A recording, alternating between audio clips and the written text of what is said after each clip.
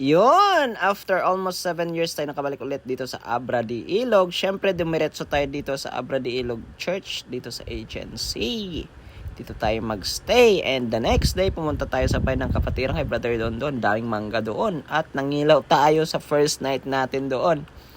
But, konti lang yung ating mga nahuli. Then, the next day, pumunta tayo dito sa Dap Church naman. Medyo mapahirapan yung kalsada doon at tumiretso na tayo dito sa Sitio Basel para sa SEAL Ministry and pumunta rin din ang ibang mga young people. While we are waiting for them na makarating at masimulan yung activity, pumasyal muna kami dito sa tabing dagat kasi nga yung sinasakyan nila ay bangka. So dito tayo mag-aantay sa kanila para salubungin sila. And kasama natin yung papahangin sila Kuya Bong at si Kuya Abner. So diba ang ganda dito na nilikha ng Panginoon, no? At ayun na nga, dumating na nga itong mga young people at ang gusto ko lang sana ay mag-video sa kanila. Kaya lang mukhang nahihirapan na si Pastor Bong. Ang bigat!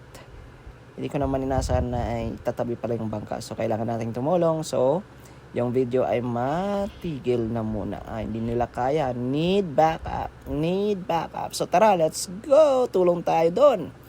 At pagkatapos ay may nakikita tayo ditong mga lalapad na mga bato. Ang dami palang gaganda ng bato doon. Kaya naman pala binibenta doon ng mga pebbles, ng mga katutubo. Yung bato nila ay parang silver, oh. Hindi na natin dinala yan kasi ang bigat. Ang dami nating dadalhin pa uwi, eh. At dumiretso na kami sa Sitio Santo Tomas at may nadaanan kaming hindi ko kaya pinadala ko ng motor kay Kuya Bong. Pero sa mga iba, ako na nag-drive. May tinawid pa tayong ditong ilog. Yan, nahirapan akong tumawid dyan kasi medyo malalim at medyo malalaki yung bato na akin nadala. Laking bato nga dyan. Okay na. Untik na ngayon. Yan, diretso tayo, balik tayo sa Sitio Basel. So sa Sitio Basel ay nag-basketball tayo doon. And the next day, Sunday afternoon, after ng church service sa Dap-Dap, pumunta tayo sa Mamburao Church para doon naman tayo attend ng kanilang service kasi nandun ay hapon ang kanilang service. After the church service, dito na tayo natulog sa Mamburao Church at hindi pa nga natapos yan. So, ito yung ating tutulugan. Mga duyan. At meron din na lang tent. Kasama natin yan si Brother Arnel at saka si Brother Jericho, si Brother Marlon, si Pastor Bong. In the morning next day, pumunta tayo dito sa Barangay Tayamaan. Dahil may pupuntahan tayong lugar na maraming unggoy. But may nadaanan tayo dito na mga locals na naglilinis ng mga pusit. Ito raw ay pang-export quality. Ang lalaki ng pusit, no? Tingnan nyo, parang ulo ng missiles. Ang lalaki, no? So, binabalatan nila, tinatanggal nilang ulo at yung mga katawan na yan ng mga pusit ay binebenta nila. At katunayan, sabi ng mga nagtatrabaho doon ay ine-export din sa ibang bansa. This time, sasakay na tayo ng bangka dahil pupunta na tayo doon sa lugar ng ating mga insang unggoy. Bibistahin lang natin sila. Ayan, dami namin, no? Dami namin kasama. Ating mga bata ay napasama din sa atin. O, diba? So, enjoy natin itong boating na to dahil marami tayong makikita along the way. And marami nga tayong nakita kaninang mga isda dyan, no? Habang tayo ay nagbabiyahe. Ayun! Pinsan! Papunta na kami! Pinsan na kami! Dahil isda! Laki pawikan! Laki! Ang tulin! Laki pawikan! Laki tayo! Laki tayo! Alam, laki ng sukoy! Ayun na, ano na eh! Di ba daw? Ayun na!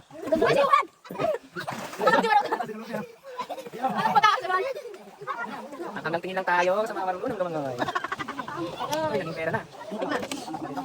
Okay, sa babaan na. Hindi na tayo. So, ayun, narating na natin ang ating destinasyon. Atin na mabibisita ang ating mga insang unggoy. At ito na, babaan na tayo, guys. Baba na tayo.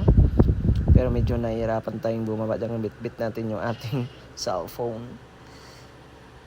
So, tagal natin bumaba, Kailangan pa natin ng tulong. Yeah! Alright! So, welcome to the island of the monkey. So, yan. So, bibisitahin nga natin ulit yung ating mga... ulit. May dala tayong saging para sa lubong sa ating mga insan. O, diba? Sana makita natin sila. Hey, guys. Napakaganda ng ano dito, guys. Maraming itlog yun dito, Ayan guys. So dito tayo para bisitahin yung ating mga pinsan ng unggoy. Kanina, nang nakita kaming pwede na din. Tumakbo eh. Sayang hindi natin alam na saan umakyat na yun. So marami daw ditong unggoy. So hopefully makakita tayo mamaya. Nalalapit sa atin. May dala tayong saging pasalubong. Sana ay makakuha tayo.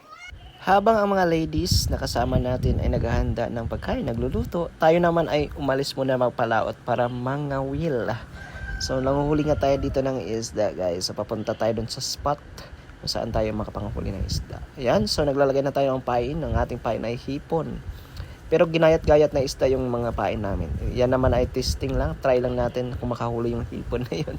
Ayan, so yung bata galing niyang manghuli guys. Nakakarami siya. Siya ata yung pinakamarami at saka si Brother Arnel ang dami din niyang nahuli. Ayan, so pero hindi naman pwedeng hindi tayo. Ayan na, guys. Ayan, Evidence. nakahuli. Okay, good. Yan, harap. Ayoko ng pigit. Another one. Oh, harap mo muna din eh.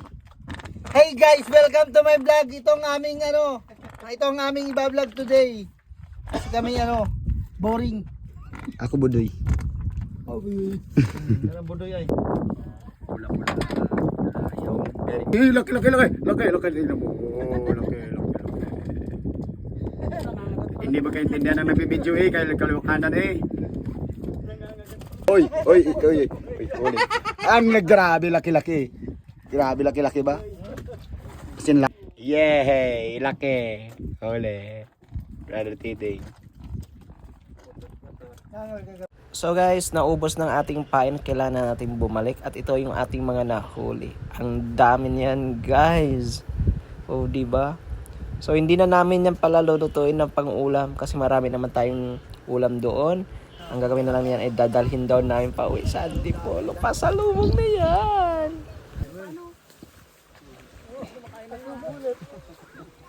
At dito naman guys, buti nga hindi tayo binugyo ng ating mga insan. Ayun! Nilagyan natin ng saging dyan. Ang kinukuha niya. Sabay takbo. Diba? Nang kami ay paalis na sa lugar na yon, ayun, nagsibabaan na nga sa puno yung mga unggoy. At tiningnan na yung aming mga naiwang pagkain doon. Goodbye, pinsan. Today, ang araw na ating uwi sa Manila. Ayun, so dumaan muna tayo dito sa bahay ng ating kapatiran para manguha ng mga mangga. Ayun, pasikat ka. At ito na nga yung ating madala-dala pa uwi. Siyempre yung backpack natin. At yan pa, thank you.